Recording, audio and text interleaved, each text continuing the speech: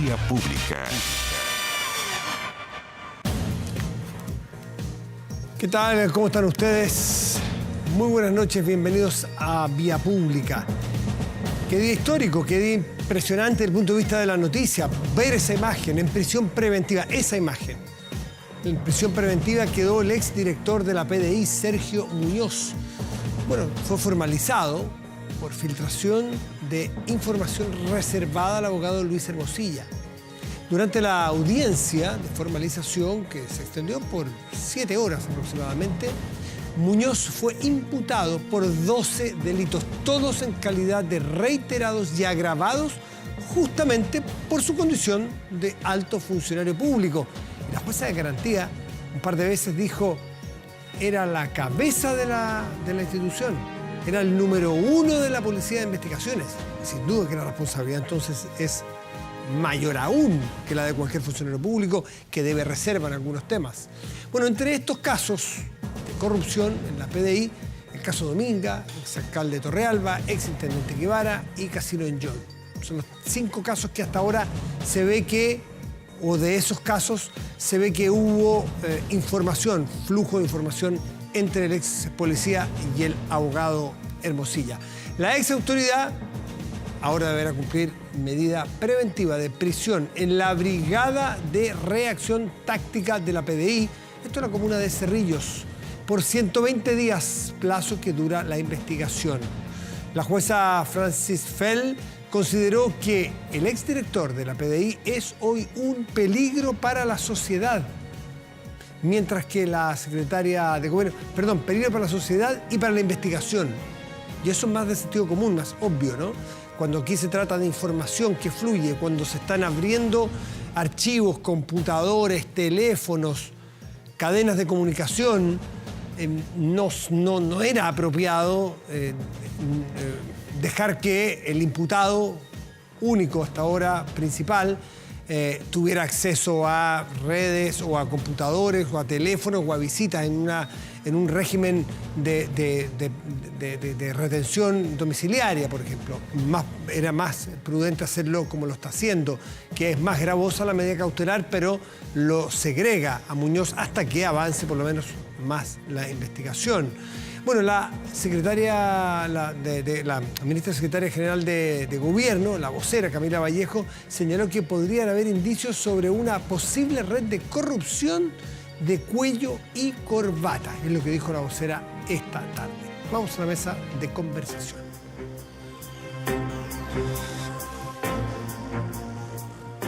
Y nos acompaña, como es habitual, los días martes, Rodrigo Arellano, que es vicedecano de la Facultad de Gobierno de la Universidad del Desarrollo. Rodrigo, buenas noches. Buenas noches, María. Día martes. Exactamente. Y Nerea Palma, que es académica de la Escuela de Ciencias Políticas de la Universidad Diego Portales. Nerea, buenas noches, gracias por estar acá. Feliz como siempre estar acá. Y nos acompaña hoy, se suma a la mesa un cuarto invitado, es el senador y presidente del PPD, Jaime Quintana. Jaime, ¿cómo está usted? Muy buenas noches, gracias por recibirnos. Muchas gracias, Matías. Un saludo para Rodrigo, Nerea también, un gusto estar acá. Buenas noches, senador. Buenas noches. A ver, bueno, teníamos 2 temas para conversar aquí con Rodrigo y con Nerea. Vamos a invertir los órdenes, vamos luego a hablar del caso de investigaciones, la PDI, pero partamos por lo que sucedió a eso de las 7, un cuarto para las 7 de la tarde, o entre 6 y 7, que no sé qué tan sorpresivo, pero el acuerdo, la agenda, desde el año 92 hasta ahora, y duraba hasta el próximo año, indicaba que hoy le tocaba asumir la testera del Senado a un PPD. Llegó a votación un PPD y ese PPD perdió. Perdió porque uno de los firmantes de ese acuerdo, dando sus razones, que las tendrá y las discutiremos, estima que se había roto el pacto, con lo cual entonces ellos no se sentían obligados a cumplirlo y apoyaron entonces a un militante de RN y no al PPD. ¿Usted cómo ve todo este affair, toda esta circunstancia que ocurrió hoy en el Senado, Jaime? Mira, es algo grave. Yo no recuerdo en el tiempo que llevo en el Senado una situación de este tipo. Ha habido quiebres de pronto en alguna comisión, pero a este nivel, en el ámbito de la presidencia de la corporación, este era un acuerdo político-administrativo. no legislativo. O sea, que las comisiones, por supuesto, son importantes, pero tienes que partir por lo principal y no por lo accesorio. O sea, si podemos llamar accesorios a las comisiones, que tampoco lo son, pero naturalmente hay algo que es lo principal, que son las testeras. Y bueno, la UDI se benefició de este acuerdo, lo honró en su momento, se benefició de él. Prueba de ello es que, bueno, hoy baja la testera Juan Antonio Coloma. Entonces no puedes tú, una vez que terminaste de beneficiarte del acuerdo, desahuciarlo de la manera como se hizo, con un argumento, perdona Matías, pueril, esto del papelito que faltaba, por favor, si aquí no se incumplió ningún plazo. La sesión de Hacienda está citada para mañana a las 10:30 de la mañana, o sea, el plazo de sobra.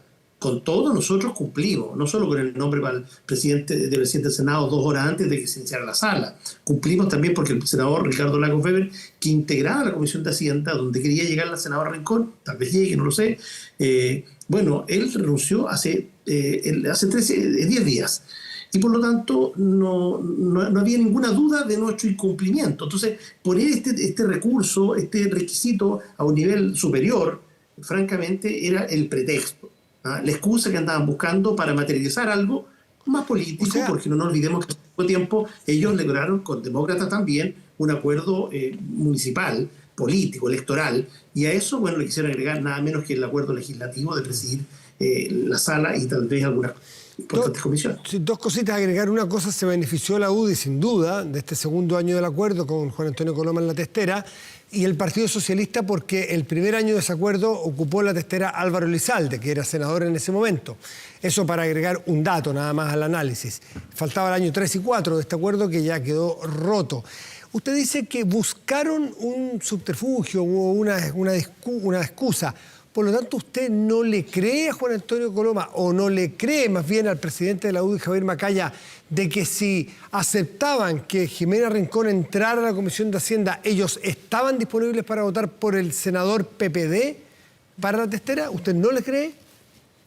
Mira, Matías, tanto es así que yo personalmente fui, y de eso hay evidencia gráfica, audiovisual, yo fui al pupitre de Jimena Rincón para decirle, bueno, aquí está la firma. Fue, para ser exacto, 2 minutos después de que el mismo acto había tenido lugar entre el senador Daniel Núñez, del Partido Comunista, que dejaba el cargo para que asumiera alguien de Bópoli, y Bópoli firmó, de buena fe, como correspondía hacerlo.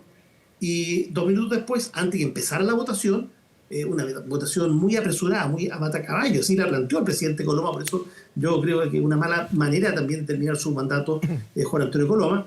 La señora Rincón no quiso firmarlo y le dijo al jefe de su comité que estaba al lado, Matías, le mostró el documento lo exhibimos hoy día bastante durante la tarde, y Matías Walker se niega a firmarlo, que no corresponde, en fin. Bueno, y después cuando veo que Matías es el candidato a vicepresidente, bueno, todo calza, y esto se suma a declaraciones que hicieron durante la semana pasada el presidente de la Renovación Nacional, entre otros, que empezaron a urdir este plan. Por eso yo ya lo llamo un complot. Esta es una operación planificada para desbaratar de la peor manera, porque finalmente la derecha con demócratas, que a esta altura son lo mismo, terminan ocupando el Senado a sus anchas cuando no les corresponde hacerlo en esa proporción. Ya, yo entiendo que 27 no es lo mismo que 22, que esa es la cantidad finalmente de senadores, pero convengamos que este acuerdo, cuando se hizo hace 2 años atrás, eran 2 partes, 2 mitades, 25-25, y era justamente para salvaguardar que nadie rompiera esos equilibrios que negociamos como se hizo. Yo creo que fue un buen acuerdo. Entonces, de verdad, creo que los pretextos que buscaron esconden, ¿no es cierto?, otra maquinación que tiene que ver con algunas alianzas políticas electorales con sus nuevos socios, que son los demócratas. ¿Nerea? Sí, a mí me parece que una de las cosas más relevantes a mencionar es justamente lo que estaba señalando el senador justamente ahora en estos últimos segundos de su respuesta, que es que el bloque político electoral queda más o menos bastante bien configurado y bastante claro con respecto, sobre todo, por ejemplo, fue el reflejo de las elecciones municipales, y uno podría pensar después en las elecciones legislativas, aunque por supuesto que eso es otra materia, pero uno podría pensar que si es que les va bien, por ejemplo, a los bloques políticos que se están conformando ahora y que el Senado va a ser reflejo de eso, perfectamente podrían ser reflejo en la elección legislativa que tengamos posteriormente y más cercano la elección municipal. Y otra cosa bastante importante que me parece a mí, que lo hablábamos justo antes de que empezara el programa, y que no está tan relacionado con lo que estábamos hablando, pero no deja de ser relevante, es que esta discusión que estamos teniendo ahora es una discusión en términos generales muy importante políticamente porque tiene consecuencias, sobre todo en la agenda legislativa, en las discusiones, por supuesto, del gobierno y las pretensiones del gobierno con reformas estructurales, pero no deja de ser una discusión tremendamente técnica que la gran mayoría de la población no sigue. Entonces, me parece que en general en Chile, no estoy haciendo ninguna crítica a alguien en particular, tenemos una deuda bastante pendiente de comunicar, cómo comunicamos este tipo de hechos políticos que son clave, que después nos ayuda a entender, por ejemplo, por qué o no funcionó alguna reforma estructural en términos de su aprobación o no su aprobación, o si fue matizada o no fue matizada, por ejemplo. Rodrigo, ¿un comentario o alguna pregunta al senador Quintana?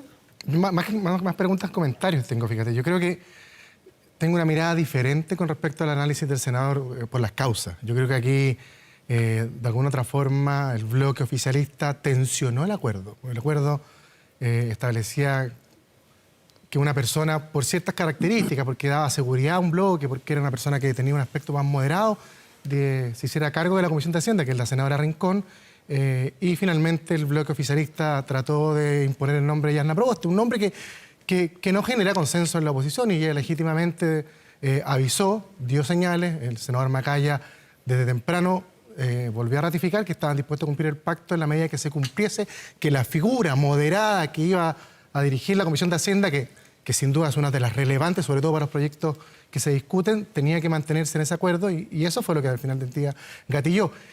Yo tengo la sensación de que acá se va a cuestionar mucho la falta de compromiso que puede tener quizás Chile Vamos o el presidente de la UDI en cumplir la palabra, pero yo quiero recordarle al senador Quintana que el senador Macaya, hace un año y medio atrás, 2 años, prometió y se hizo un acuerdo con el entonces oficialismo de cumplir un resultado electoral y dar una segunda oportunidad a un proceso constituyente, incluso en contra de gran parte de su electorado, incluso parte de su partido. O sea, él cumplió su palabra y también lo hicieron, como tú muy señalaste, al comienzo de este proceso legislativo, cuando efectivamente, dejando fuera la Renovación Nacional, que quedó fuera de ese acuerdo, ellos igualmente votaron por el senador Elizalde. Entonces, cuestionar quizás la falta de compromiso creo que no es lo más acertado. Aquí yo creo y coincido con Rea dos elementos. Esto es una discusión muy de élite política que lamentablemente a la gente le cuesta entender qué es lo que sucede tanto en el Senado como en la Cámara. En la Cámara hay un acuerdo que es más enredado que en el Senado, pues son más partidos políticos y que va a tener consecuencias a futuro. Yo creo que acá se está conformando un bloque que vamos a ver si de alguna otra forma se materializa al mundo en la elección municipal y de otra forma se le pone muy cuesta arriba al gobierno la tramitación de efectivamente reformas que van a ser muy relevantes para este tercer mandato. Senador. Sí, bueno, probablemente no se entendió cuando yo señalé que la Gobernador salía de la comisión y iba a ser reemplazado por Jimena Rincón, que es el documento que yo le llevo a la senadora en su momento. Y por su parte lo hacía también el senador Daniel Núñez para ser reemplazado por Eóboli. ¿Por qué repito esto? Porque finalmente el oficialismo le estaba entregando a la oposición una mayoría en la Comisión de Hacienda de 4-1, de 4-1. Y y eso estaba garantizado. Y así va a ocurrir mañana. Todas las personas que te nombro de palabra, Lagos debería cumplir, nosotros... la propia Yarna Proboste en su intervención señaló que ella ya había asumido que iba a entregar eso. Entonces no había ninguna razón para hacer lo que hicieron. Yo creo que mejor hubiese sido buscar un argumento un tanto más plausible, porque finalmente esto es una discusión política. Yo comparto, sí, que esto probablemente las personas no lo están siguiendo, pero sí hay algo que yo siento que las personas sí están siguiendo. Todo esto se genera y toda esta pelotera, esta batahola, a propósito de la composición de Hacienda, donde no le bastaba 4-1 a la derecha, sino querían todo. ¿Por qué? Porque viene pensiones. Entonces, yo creo que la señal que le estamos entregando al país, a los jubilados, es que aquí algunos van por ello. Van por sus jubilaciones, por no aumentarlas, por seguir insistiendo en que Chile no necesita solidaridad, como si en el futuro los que reclaman la no solidaridad no van a llegar a viejo y van a también necesitar que alguien le ponga el hombro por ellos. En eso consiste un país donde se fortalece el tejido social y donde hay diálogo intergeneracional. Esa pelea, por supuesto, la perdimos y probablemente lo que uno cree, y no por ser mal pensado, que aquí lo más importante es Hacienda. ¿Por qué? Porque ahí se va a gestar, a fraguar, a moldear la reforma de pensiones, que claramente yo la veo muy mala para los pensionados con esta composición y con esta ocupación que hace la derecha de un territorio que no les corresponde. ¿Cómo va a terminar la comisión? No esa proporción. Sí, senador Quintana, ¿cómo va a terminar la composición, cómo se prevé que va a terminar la composición de la Comisión de Hacienda, que fue el motivo desde donde se incendió la pradera de un acuerdo que hoy día murió? ¿Cómo lo ve usted? ¿Va a ser 4-1? O sea, no, yo no sé, porque finalmente aquí es legítimo que después de este conocimiento que nos hace la derecha, los propios senadores Núñez y Lagos Weber digan, bueno, ¿cómo voy a retirar mi nombre ahora si finalmente nos han avasallado de esta manera? Mira, es tanta la planificación, perdone que pase otro punto, que no tan lejano, que en las tribunas estaban con muchas personas invitadas por la derecha. Y yo lo encuentro, claro, comprensible, pero esto estaba planificado. Esto no surge, Matías, estos últimos minutos, esto se venía fraguando hacía mucho tiempo. Y eso yo creo que es doloroso para el único espacio que se puede alcanzar acuerdos, porque tú sabes que en la Cámara no se pueden alcanzar acuerdos políticos sustantivos, temas como ¿cómo queda el ánimo? Pensiones, exactamente. Seguridad, entre otros. Hay algunos que creen que hoy se produce un antes y un después, un punto de inflexión en el ánimo, en la capacidad de encontrar acuerdos, que el Senado se había caracterizado en ser el espacio, el oasis, en una política que a veces es muy, muy seca en acuerdos y muy difíciles de encontrar. ¿Se rompe esa posibilidad? ¿Deja de ser ese resguardo de la razonabilidad? O sea, yo no sé si el Senado podría hacerlo así, pero si efectivamente muchos proyectos vieron la luz con diálogo transversal. Yo creo que aquí con esto se rompen las confianzas, porque te reitero, no hay ninguna excusa para esto. Esto le hubiera ocurrido, cualquiera hubiese sido el nombre que nosotros hubiéramos presentado en la tarde de hoy, porque había una decisión previa, los invitados estaban ya en la tribuna, había que linkear este acuerdo legislativo con lo que está haciéndose en la cosa electoral, en la cosa municipal. Bueno, yo me alegro por ello, porque estaban celebrando, pero yo creo que para el país esto no es una buena noticia, porque el espacio natural de los acuerdos hoy día queda en stand-by y con un signo interrogante gigantesco. Senador, ¿y algún mea culpa del PPD? Porque finalmente llegamos también a un clima tenso, de poco diálogo también por parte del partido que estaba llamado a concitar un acuerdo y hasta el día de ayer no tenían el nombre que era para allá de Testera. Hubo complicaciones con el senador Araya, Lagos Weber, usted que también acaba de comentarlo, fue candidato, Loreto Carvajal, o sea, una serie también de conflictos que hubo también del PP que de alguna otra forma yo creo que contribuyeron quizás a este ambiente de tensión que vivimos hoy en día en el Senado. Sí, en cualquier partido democrático tú lo que tienes es deliberación, y yo traté de no afectar la unidad de la bancada, y eso, claro, efectivamente, Rodrigo, nos tomó más tiempo del deseado, pero te aseguro que si esto hubiese estado listo la semana pasada, hubiera sido otro nombre, el resultado hubiese sido el mismo, porque finalmente aquí se estaba fraguando un acuerdo y un deseo de ocupar todo el espacio a la mala, con poca legitimidad. Nosotros no somos lo que nos quieren dejar como expresión. Cuando asume Matías Walker, en definitiva, que la vicepresidencia y se asumen los dos cargos, ¿por qué no podría decir ya? A lo mejor lo que quieren es que el PP quede para el último año, pero no, porque te tomaron presidencia y vicepresidencia. Entonces están diciendo, no, el próximo año también vamos por ustedes, vamos por todo. Yo creo que eso es autoritario, es avasallador, es poco democrático, naturalmente. Eso en el Senado no ocurría. Bueno, este es el espacio que al Senado lo querían clausurar otras fuerzas políticas. Y el Senado justamente se caracterizaba por todo lo contrario. Incluso algunos sectores de izquierda que querían clausurar el Senado, hoy día se pucha, bendito Senado, ahí lo de los ASI que planteaba Matías, sí, porque ahí se pueden destrabar los proyectos, no en la Cámara. Entonces, esto es complejo porque rompe las confianzas, y yo creo que el pronóstico del Senado es reservado en lo que viene en la continuación a partir de esta mesa. ¿Lidia? Sí, una pregunta también tengo para el senador Quintana. Se ha hablado bastante en las semanas anteriores respecto del segundo tiempo del gobierno, y con en general con esta configuración que hemos, sobre todo en la Comisión de Hacienda del Senado, ¿cómo ve usted, cómo proyecta este segundo tiempo del gobierno, quizás con alguna diferencia con la que esperaba usted semanas anteriores?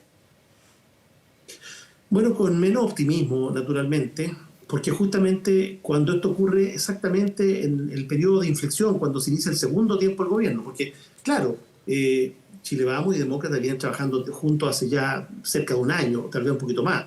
Y esto se podría efectivamente haber hecho antes, pero bueno, como tenían la presidencia de Coloma, que les convenía, no lo hicieron. Pero hoy que el gobierno necesita sacar adelante reformas importantes, me correspondería mañana presidir Educación, yo espero que eso ocurra, entiendo que sí, que va a ocurrir. Ahí nomás tenemos 7 proyectos de gran envergadura durante este año.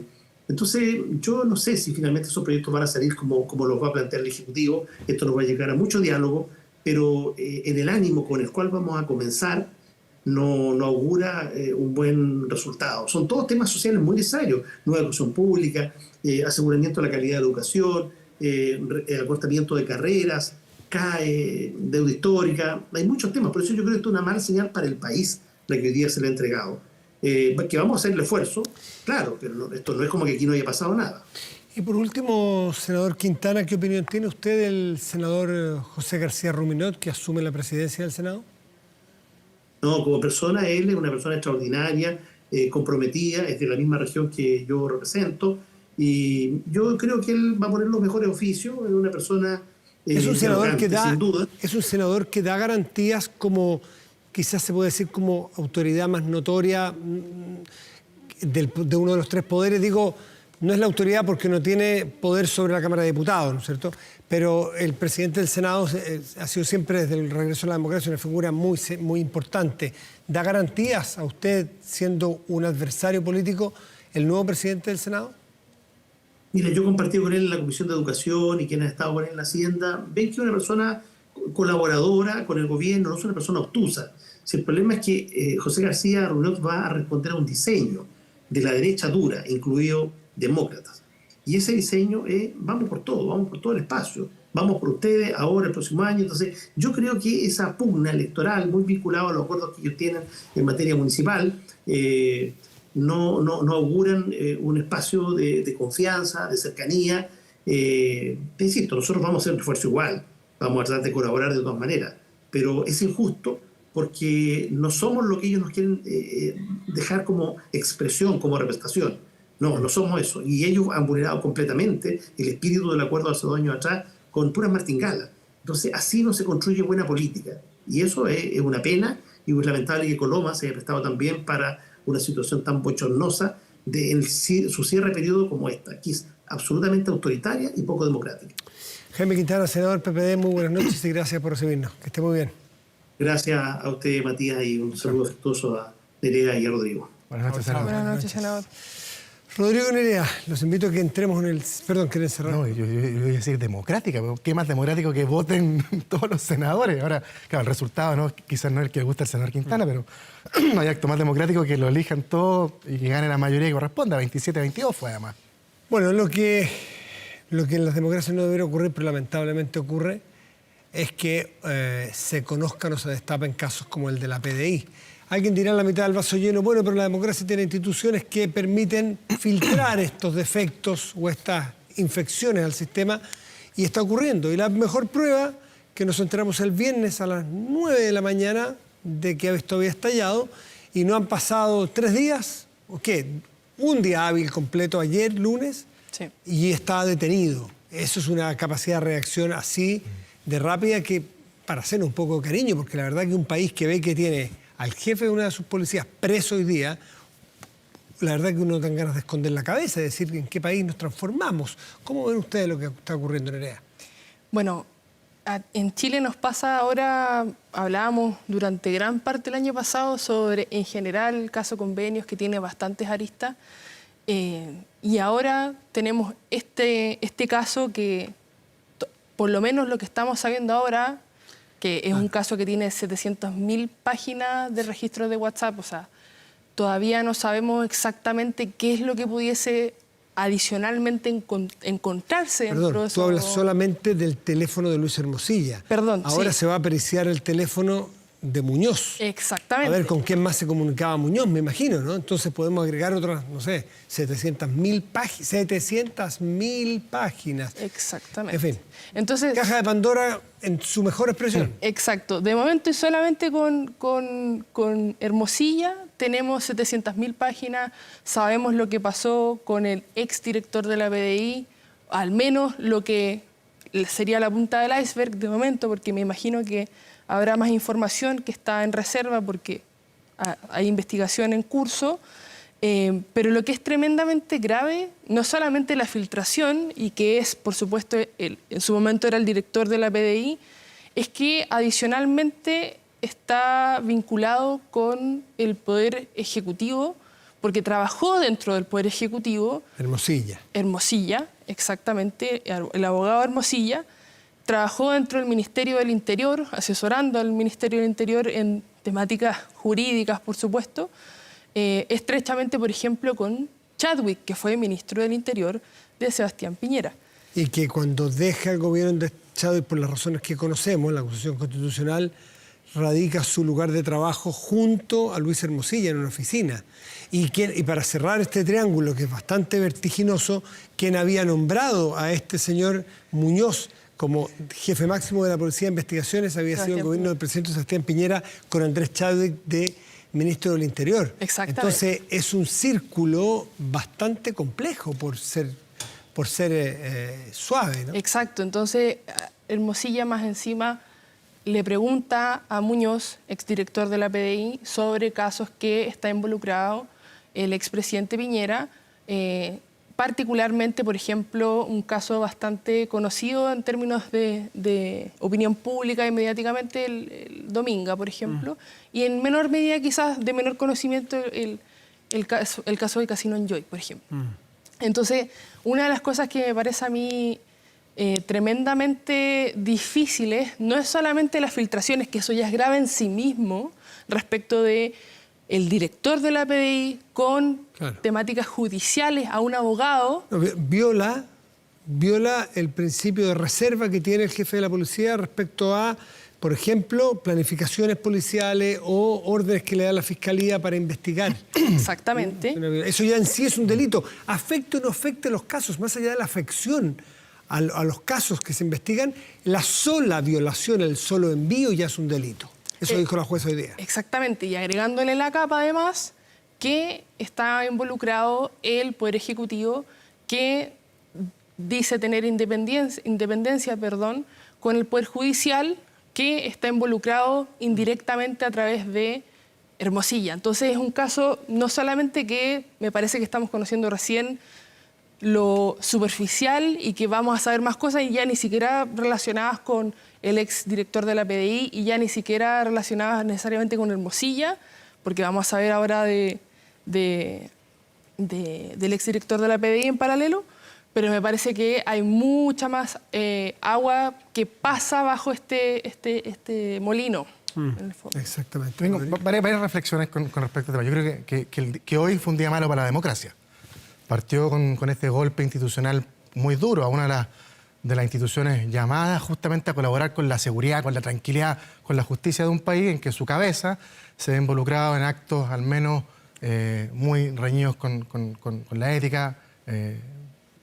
Actos abiertamente delictivos. Sí, delictivos, corrupción, lo que tú quieras llamar, un acto muy irresponsable. O sea, yo creo que es gravísimo.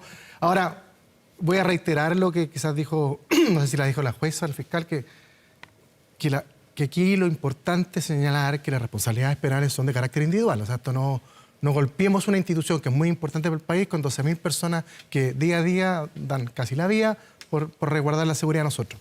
Lo segundo, aquí tiene que operar la institución, hacer la justicia y operar rápido.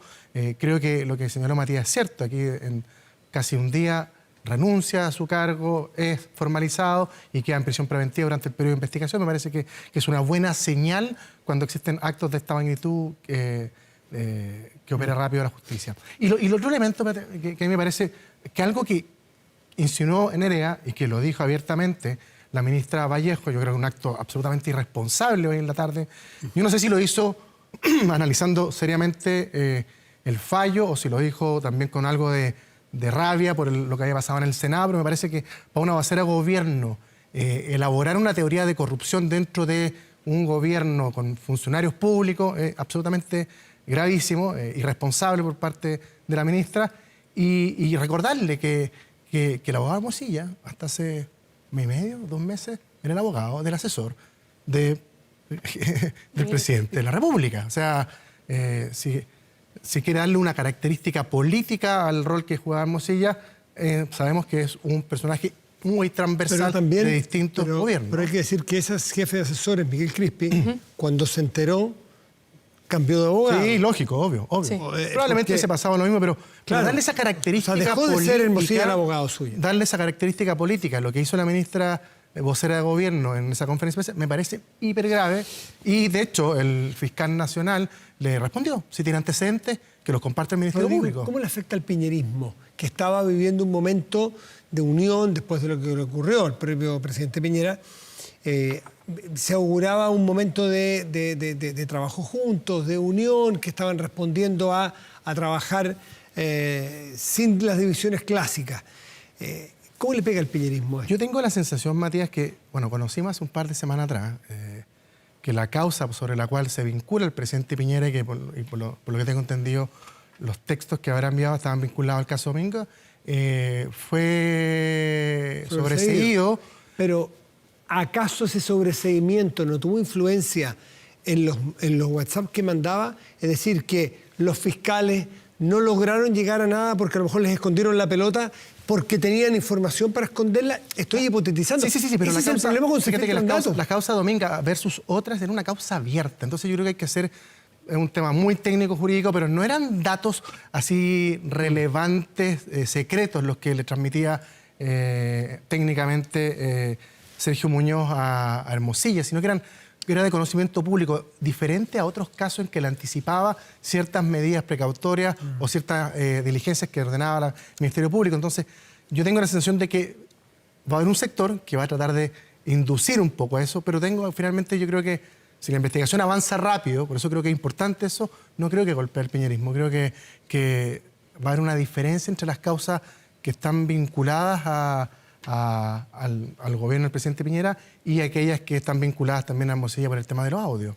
Perdón, yo quiero hacer un punto ahí, y es que ahora hay dos notas de CIPER, porque esto es a raíz de notas de CIPER, y ahí también la relevancia, por ejemplo, de los medios de comunicación y el periodismo en la democracia, sobre todo en temáticas de corrupción que hemos discutido, en el caso mismo de Democracia Viva, los casos de democracia, o los casos en realidad de convenio. Y es que en una segunda nota que salió hace 3 horas, más o menos aproximadamente, se detallaba el vínculo de manera un poquito más profunda de Hermosilla, por ejemplo, con el piñerismo. De hecho, ese fue el título que ocupó la nota de CIPER de hace 2-3 horas. Y se indicaba, por ejemplo, donde el exdirector de la PDI le decía a Hermosilla un requerimiento de información que se estaba haciendo con respecto al caso... al caso Dominga, exactamente, a lo cual Hermosilla responde: esto es gravísimo, y en base a eso hay que tomar decisiones.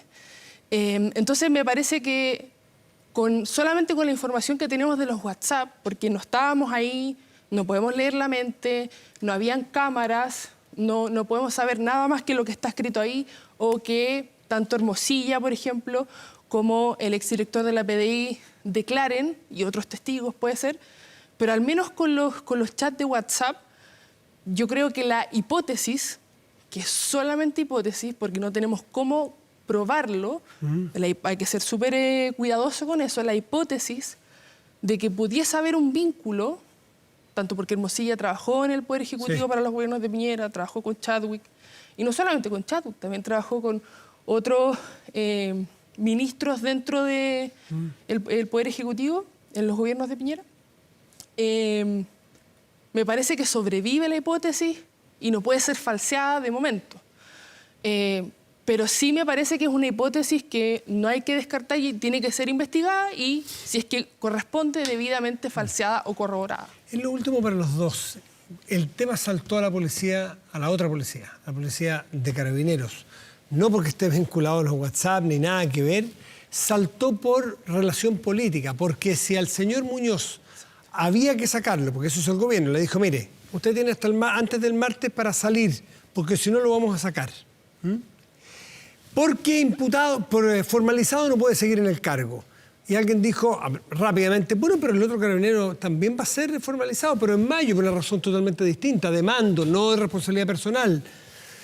¿El gobierno por qué no le pide la renuncia? ¿O cómo están viendo ustedes esta decisión que toma el gobierno de pedirle la renuncia a Yáñez, al director general de Carabineros, a través del ministro de Justicia, a través de la vocera del gobierno ayer?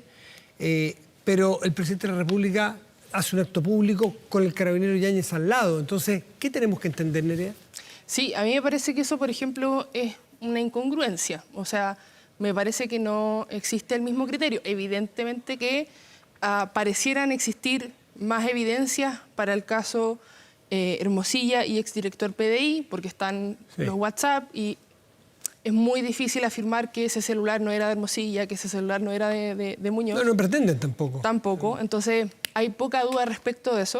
Pareciera ser que hay más evidencia. Sospecho que quizás puede ir por ahí, pero sí me parece incongruente el criterio y me parece en términos generales que lo que dijo el ministro Cordero el fin de semana en otro programa va en la línea de homogeneizar los criterios con respecto a algo, no obviamente características similares, pero que a formalización, exacto, pero a formalización, aunque sea un poco más lejos, un poco más cercana, puede ser difícil de sostener. Ahora hay que hacer el asterisco, por supuesto, que estamos en una crisis de seguridad bastante importante y me imagino que también pasa por ahí la decisión sobre todo del Poder Ejecutivo, pero de todas formas me parece que en general es incongruente. No estoy diciendo que hay que removerlo, pero me parece criterio incongruente. Brevemente, Rodrigo, porque en unos minutitos tenemos otro invitado luego. ¿A ti qué te parece lo de Yáñez y la acción que ha tomado el gobierno? Yo coincido con Nerea. Aquí yo creo que ha faltado convicción por parte del presidente de la República, que es la persona llamada a remover a los directores al director general de Carabineros, de tomar la determinación que corresponda. Si va a aplicar el criterio Cordero, que es previo a la formalización, o va a quitar un criterio más moderado.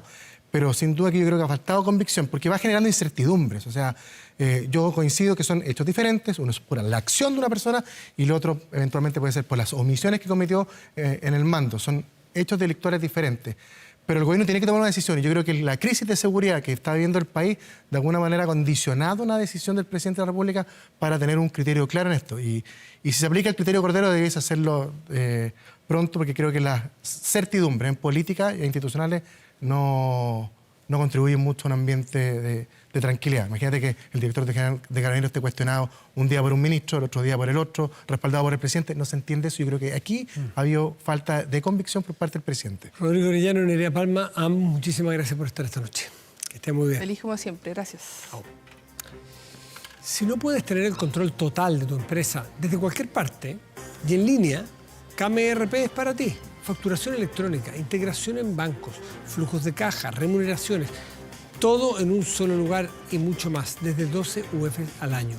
Toda la información en kame.cl o en comercial@kame.cl. Hacemos una pausa y volvemos. Espérenos.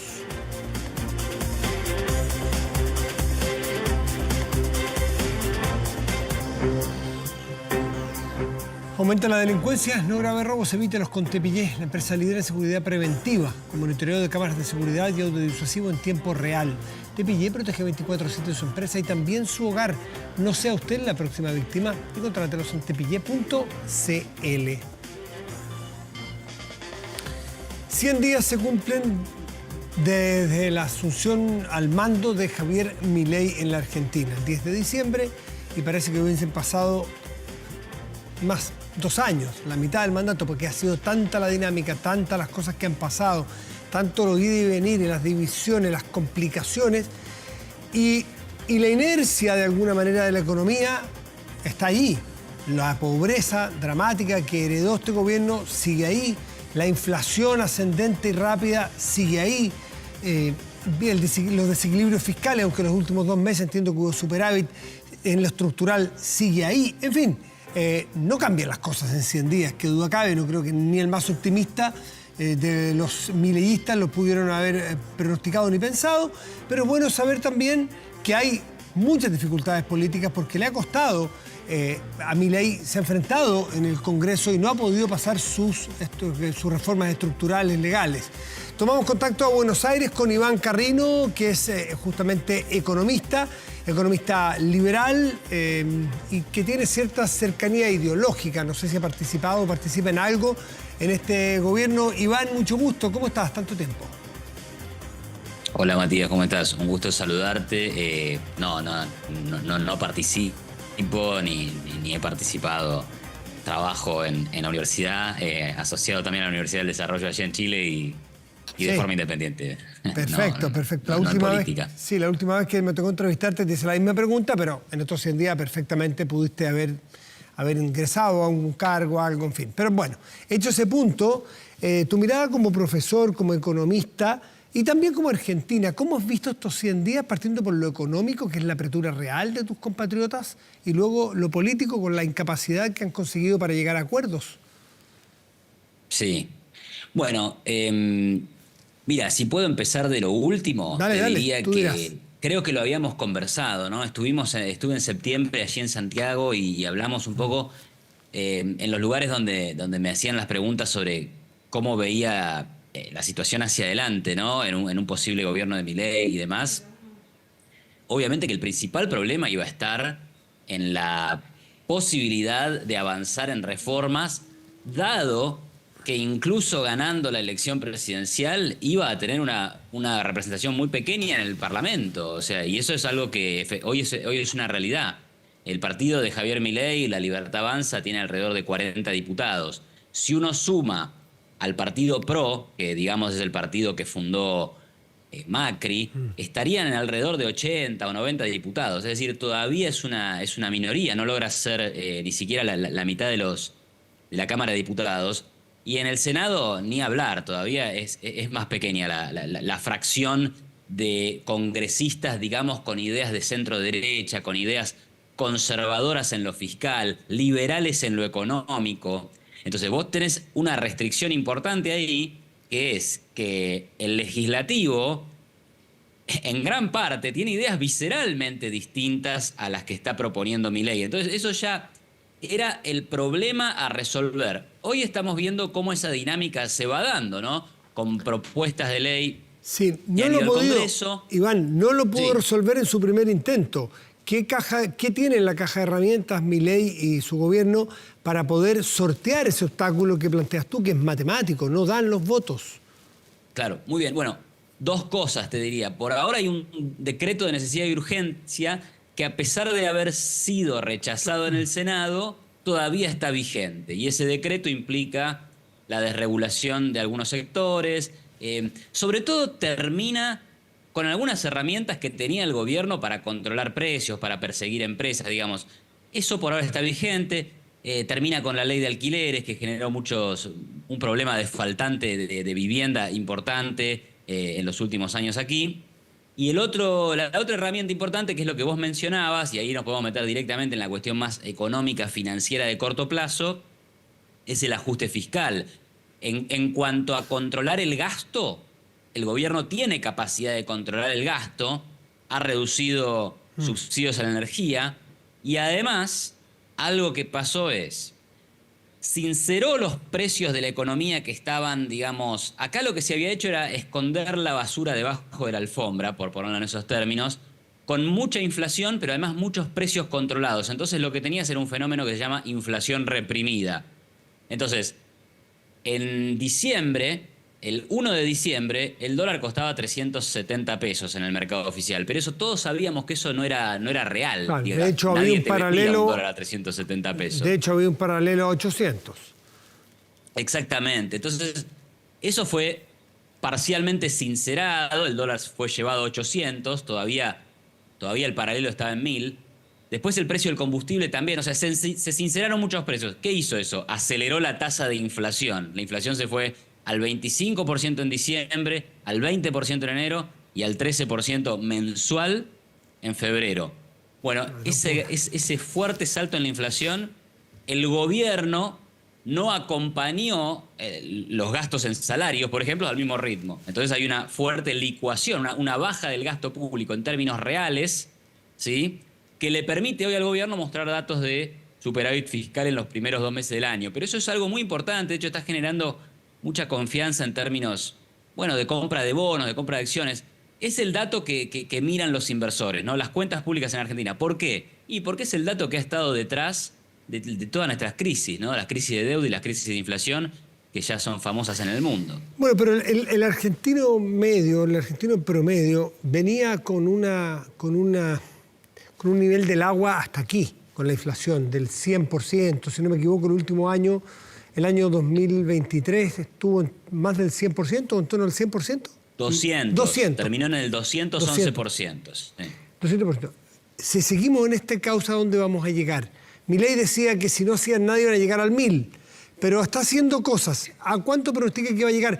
Porque con 13, 20 mensual es terrible y políticamente o socialmente eso no sé cuánto aguanta. Tú me dirás. La inflación anual va a seguir incrementándose, pero la inflación mensual va a ir desacelerándose.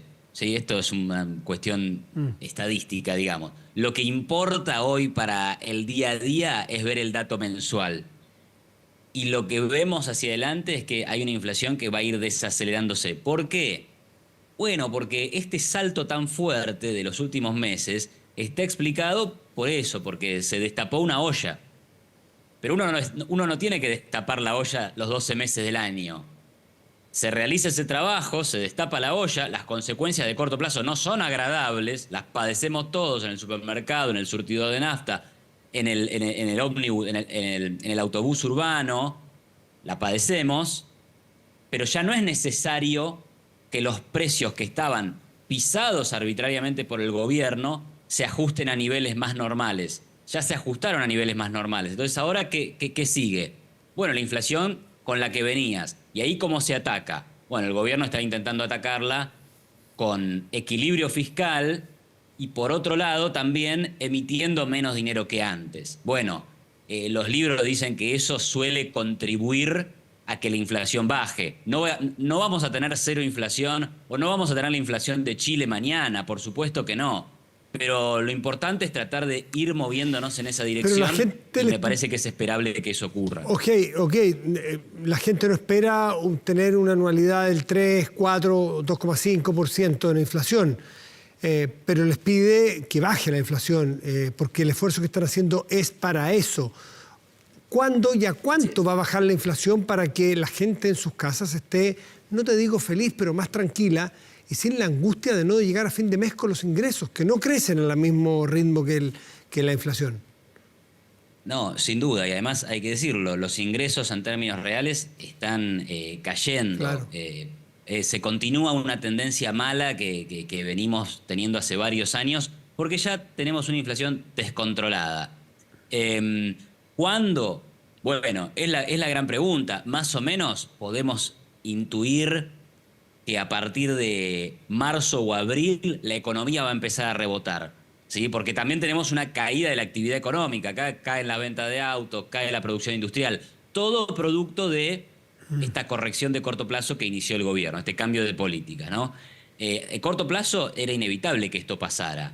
Pero bueno, es corto plazo. Por eso te digo, en el segundo trimestre la economía ya va a mostrar algunos mejores datos y yo diría que hacia la mitad del año en adelante podemos ver una producción que se recupere, o sea, salga del piso a donde se cayó y eso contribuye a mejorar el poder adquisitivo de los salarios en la medida que la inflación va cediendo, ¿no? Iván, ¿y cómo ves el ambiente social? En Argentina hemos visto, no sé, desde el estallido del 2001, que es el más duro, el más bravo que nos tocó ver, con el caso de la Rúa, en fin. Sí. Pero Argentina lamentablemente ha pasado por episodios álgidos de presión social justamente porque la pobreza y el hambre ataca. Si no me equivoco, sí, las últimas cifras que vi fue de chicos menores de 15 años, 2/3, me parece que en el Gran Buenos Aires, 2/3 de ellos en situación de extrema pobreza, sí, con problemas de riesgo alimentario. Entonces, naturalmente eso la gente, lo vi el otro día, el lunes en la marcha piquetera, la gente, el lunes fue, la gente salía a alegar no contra Milei o porque no les gusten sus políticas anarcocapitalistas, es porque sencillamente sienten que no tienen con qué comprarle algo para comer a sus hijos. Sí, no, sin duda. Hay cifras preliminares de pobreza sobre el primer trimestre del año que hablan de un 57% de personas por debajo de la línea de la pobreza, tal como la mide el INDEC. O sea, la situación social no no se puede discutir, digamos. Ahora, también es cierto, porque me preguntás el clima social, también es cierto que hay organizaciones profesionales que se dedican al reclamo y al corte de calles, que son los piqueteros, como acabas de mencionar.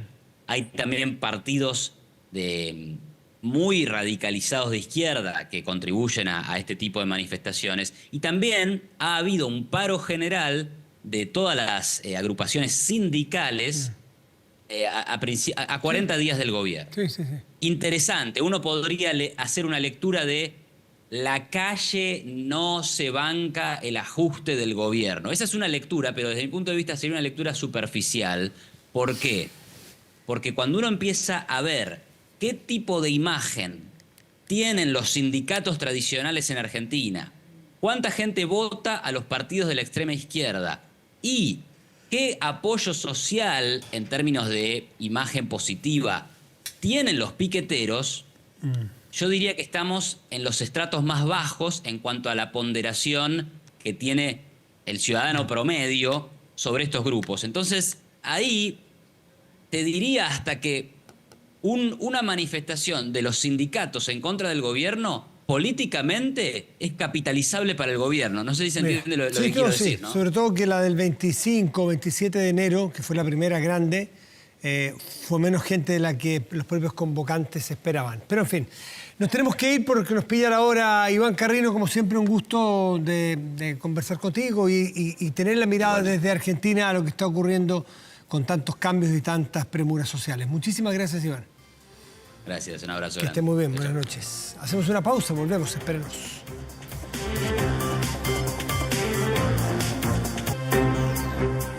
Si no puedes tener el control total de tu empresa desde cualquier parte y en línea, Kame ERP es para ti. Facturación electrónica, integración en bancos, flujos de caja, remuneraciones, todo en un solo lugar y mucho más. Desde 12 UF al año, toda la info en kame.cl o en comercial@kame.cl. Vamos a la pantalla grande de nuestro estudio y revisamos nuestro portal de contenidos y noticias 24horas.cl, que en este momento destaca lo siguiente. ¿A qué hora y cuándo lloverá en Santiago? ¿Qué se sabe del sistema frontal de rápido avance anunciado para este miércoles en la región metropolitana? Bueno, allí lo puede revisar en 24horas.cl. A propósito, veamos el pronóstico del tiempo para Santiago los próximos días. Por lo visto, de lluvia, ni hablar en este pronóstico, ¿no? Despejado de principio a fin, de miércoles a domingo. Máximas probables 30 y 31 de miércoles a domingo. Y mínimas probables también muy parecidas, entre 10 y 11 grados. Pronóstico para Santiago. Tras su exitoso paso por el Festival de Viña, los Bunkers se incorporan al line-up del Festival REC 2024. Anuncio que ha causado sorpresa y la alegría de miles de fanáticos. El paso de los Bunkers por el REC se incorpora a la gira Ven Aquí, el retorno más exitoso de los últimos años en la música chilena y que ha acumulado más de 900.000 espectadores en diferentes países y que concluirá con 2 históricos conciertos en el Nacional Julio Martínez el próximo 27 y 28 de abril. Los Bunkers, la banda chilena más popular del momento, vuelve a casa. Los autores de Niño, Llueve sobre la ciudad y Ven Aquí, además de unos covers estupendos a Silvio Rodríguez, se presentarán este sábado 23 de marzo en el escenario principal del Parque Bicentenario de Concepción. Atentos allá en el Biobío, lugar donde cerrarán la primera jornada del festival, financiado e impulsado por el Gobierno Regional del Biobío y producido por el teatro de esa región. Con los Bunkers despedimos Vía Pública de hoy. Que tengan buenas noches y gracias por venir. Una sensación que nos haga sentir mejor.